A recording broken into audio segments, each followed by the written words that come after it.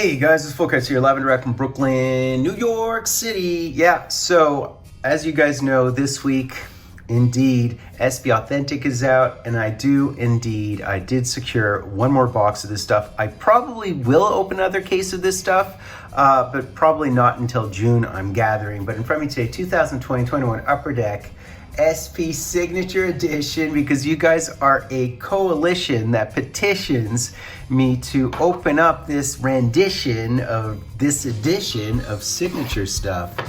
So I am going to do one more loose box of this and then I'll call it quits. I can't help myself. So I did secure one more box of this stuff, although I may or may not secure another case. I'm actually leaning towards yes.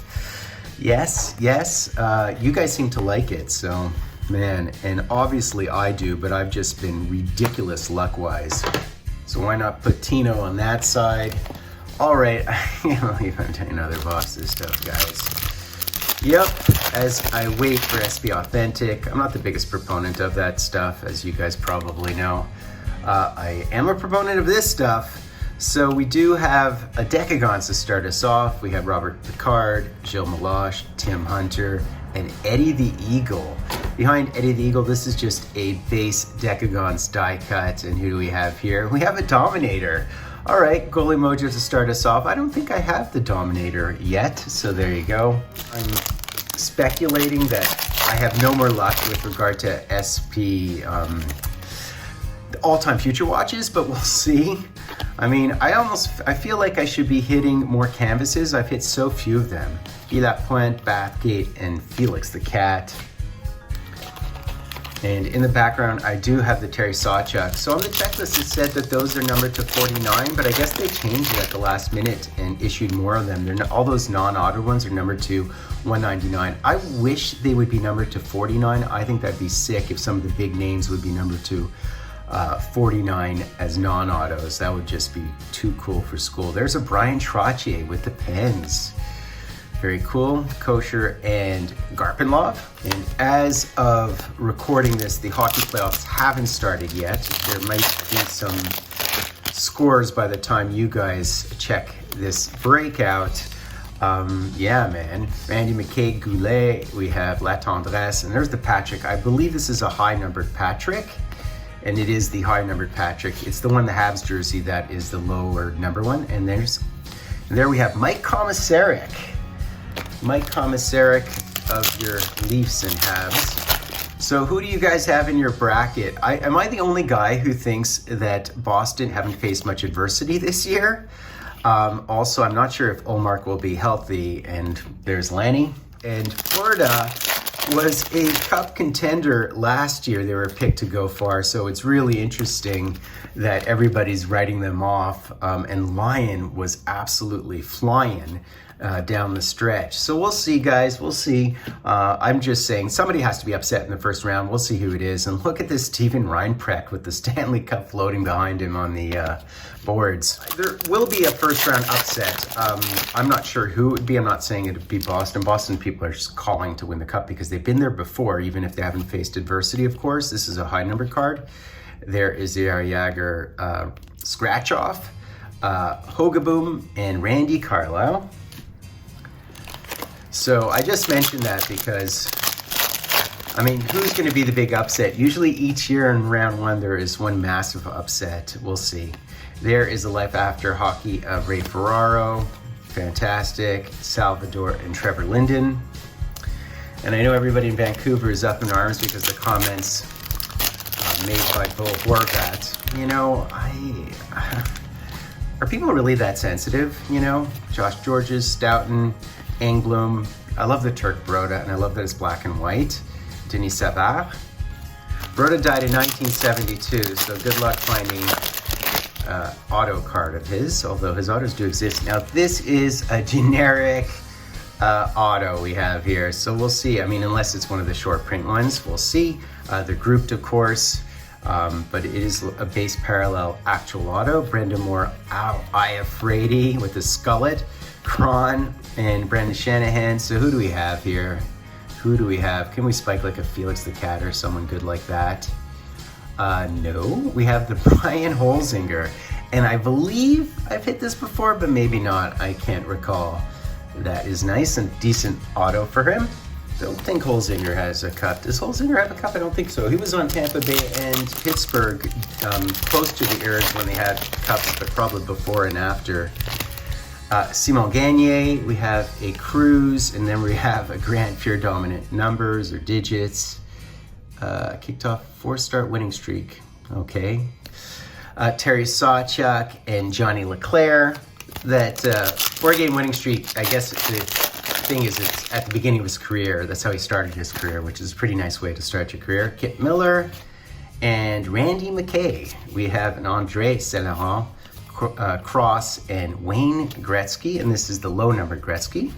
So the thing about Bo Horvat is, you know, Vancouver's never won a cup, so I don't think it's completely weird or erroneous to, you know, to vent a bit and basically say you're happy to be in New York and you're happy to be on a team that's in the playoffs. I mean, isn't it every kid's dream to like play in the playoffs in New York if you're in sports? So I don't think it was a slight on Vancouver per se. We probably shouldn't have said it, but I don't mind when people speak plainly. Aren't we asking, you know, players are so rehearsed and so PR'd out. Isn't it nice when they speak plainly once in a while? Anyways, I wouldn't take it as slight. The issue is, you know, if Vancouver hasn't won a cup, I would be kind of, you know, a bit sad as well, or happy to be somewhere where they might win a cup.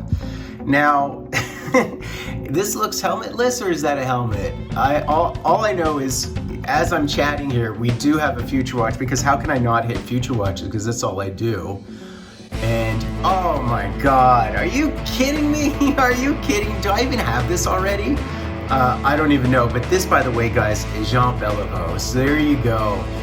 It's just, you know, I can't believe this. I'm just like this Habs, you know, Future Watch, all-time Future Watch magnet.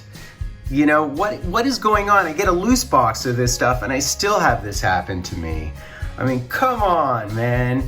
I mean, trying to, you know, conjure up goalie mojo. Of course, I still conjure up Habs mojo, and we're still owed an auto, by the way.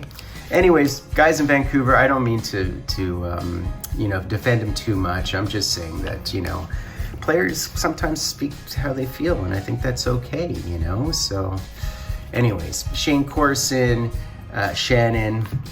I have to say, one of the reasons why I'm a New Yorker is I love being here because I don't have to worry about people talking about me behind my back.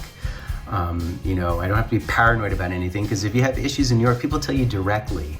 And some people find that a little too curt and upfront. I love it.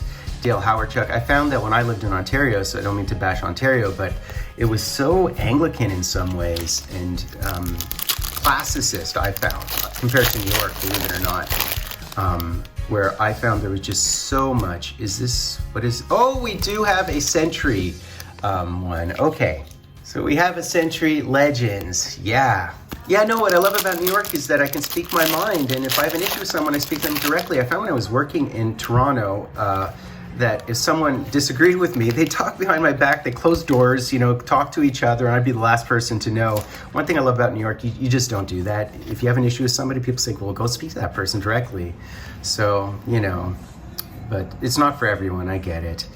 And there is a beautiful Marcel Dion, and so that would be a Century Legend signature. So it could be a Burroughs or an Al McInnes or Bernie Perron. I mean, there's some good names on there. Messi is on that checklist, so we'll see. Stu Barnes, Lovejoy, and look at this beauty here. And this is the Eddie Johnston, immortalized in Cheers. It's, you know, Eddie LeBec was after this guy. Poplinski, I remember Jim Poplinski. All right, so we do have one of the Century Legends. I assume it's a single because you don't see too many duels. And I mean, Paul Coffey, Phil Esposito, there's some good names on this checklist, man. So Pronovost and Randy Wood. And behind the, you gotta love the Busick, man. So Nicky Lidstrom, Dougie Gilmore, I've already hit, so I wouldn't want him, but I might hit him. So who is it is the question. Black helmet? Is that a black helmet? Bernie Nichols? I mean, who could it possibly be? It could be Ray Bork? I don't know. It looks like Ray Bork totally had like a black CCM, didn't he? And no, it's Cam Neely. It is a Cam Neely. Now this guy here, Let me just show you guys something, 1 second. So crew, get this, I just hit this, and includes Chara break. They keep their prices down. That is the benefit of going with those guys. They're out of Ontario, but it was like $24 spot for this break, and this was the first card of the break, so immediately the pressure was off. You know, upper deck clear cut can be very expensive. The solo box is really, really high risk. That's why I do recommend for clear cut group breaks are probably the way to go, particularly for only $24 spot. So it's number 12 of 25. So now I have this one to go along with it. And Ray Bork, I don't know if he had his CCM. Did he have a CCM or was it a Bauer? Anyways, you guys tell me. I mean, probably had multiple helmets across his career, but definitely a Bruin. Yeah, as a Habs fan, do I hate on this guy? This guy was a Habs killer. And of course, he's an exec now.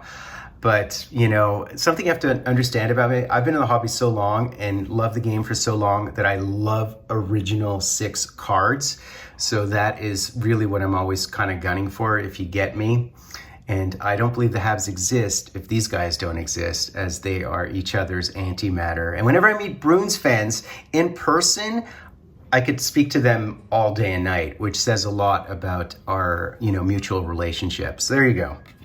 So that's basically it, guys. I have to say, I cannot break any more of this stuff for the time being. I will get another case, I believe, but I'll probably break it in June. So, and it's because of your commands and your demands of me. How is it that I could hit another all-time Future Watch Hab? I mean, what is going on? Maybe the irony is that I also hit a Bruin, I'm not sure, but great stuff. So guys, do me the honor of sub-liking and hashtagging Drawden. I'd like you guys to comment on a couple of things. Number 1, who do you think is going to be the biggest playoff first round upset this year? And number 2, what do you think of the Bo Horvat comments? You know, I mean, that's my reaction to it. Meh. Okay, but I'm not from Vancouver, right? So that's basically it, guys. I hope you enjoyed it. Please be sure to sub-like, hashtag Drawden. I've been Fultoncards live and direct from a place called Brooklyn, New York City.